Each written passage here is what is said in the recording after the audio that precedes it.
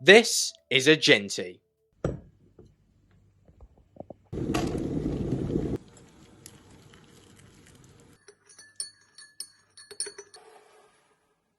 And this is also a ginty. No, but seriously. A ginty is an 060 tank engine from the Midland Railway, and one of my personal favourite types of engines, so of course it would only make sense for me to have a model of one. No, two. I have two of them. No, three. I have three. No, four? No, five. I have five of them. Okay, yeah, I like Jinteers. I have seen several different ones throughout the years in person at various heritage railways, carrying different liveries. So, of course, I decided to customise three of these Hornby Jinties to present them at different timescales, from my working past to abandonment to brought new life into preservation. So, without further ado, let's start with the first.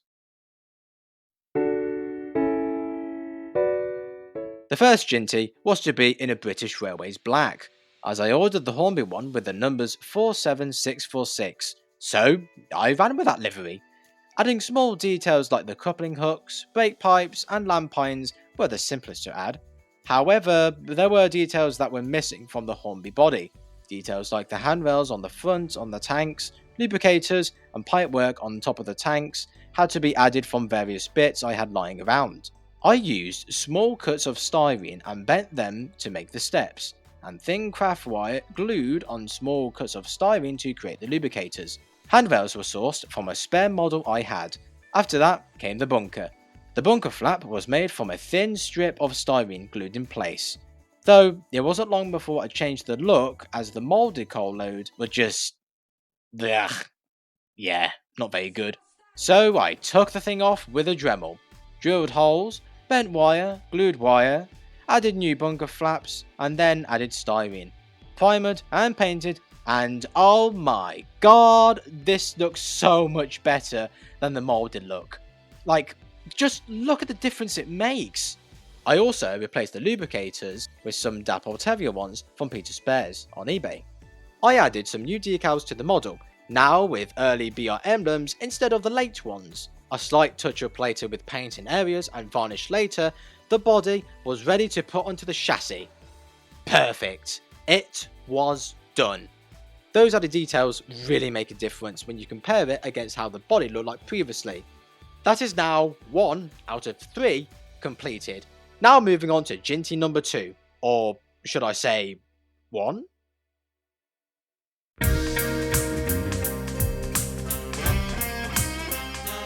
So while the first Jinty carried the number it had originally when bought, this one was going to be a straight up replica of an engine I saw. So work began. The Jinty followed down a similar path to the one built previously, with new bunker grills, pipework, lampines, etc.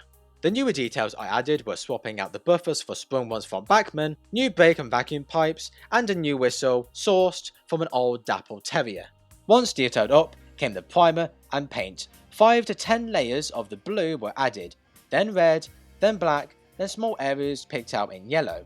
I also decided to repaint the cab, as I decided that it looked a little bit too bare, so I needed a repaint anyways. So I did just that, and what a difference it makes.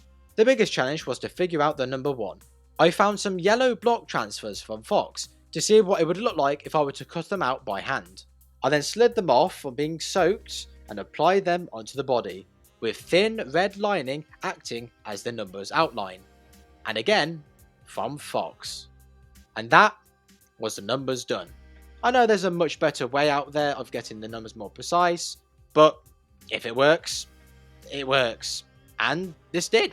After that came the rest of the lining, starting from the splashers, then the boiler bands, then the bunker, and then the tanks. I lastly added the number plate on the smoke box of the engine. I added some custom etched builders plaques based on the actual design that the real engine had, and that is the engine done. Now, if I had to be honest, this model is probably my favourite Jinty out of the 3, honestly. I mean, not just for its significance through nostalgia, but its literally because of all the other details and elements I've added to it. From the painted cab interior to the... Push them in. You push and it comes back. Oh, look at that. That's so fun. That's so satisfying. It's so good. Just look at that. Look. Moving on to Jinty number 3 from the Cutter's Torch. I never said I was good with puns. Now, come on. I never said... The scrapped Jinty came about from being a spare body which I had for spare parts and testing different paint jobs. I decided to go ahead and turn the body into a scrap loco. With a chassis I found in a skip, well, okay. The smokebox door was taken off and the exposed dome was added, made by using Lego Technic pieces, glued and sanded. Afterwards I sprayed the body and the chassis in a red primer to be an undercoat for the rust.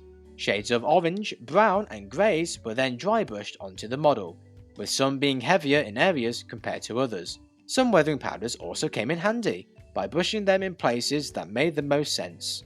Finally came the chalk work. The writing on either side was achieved by using a white gel pen, which would mimic what some of the real life scrap locos would have on their sides, from the do not remove parts to the sad face on the bunker. Why could they scrap? Once everything was weathered and chalked, the model was given a final spray of matte varnish. And that was it. 3 Jinties now complete. But before I go, I would just like to give a little shout out to Tom's Modelling Corner.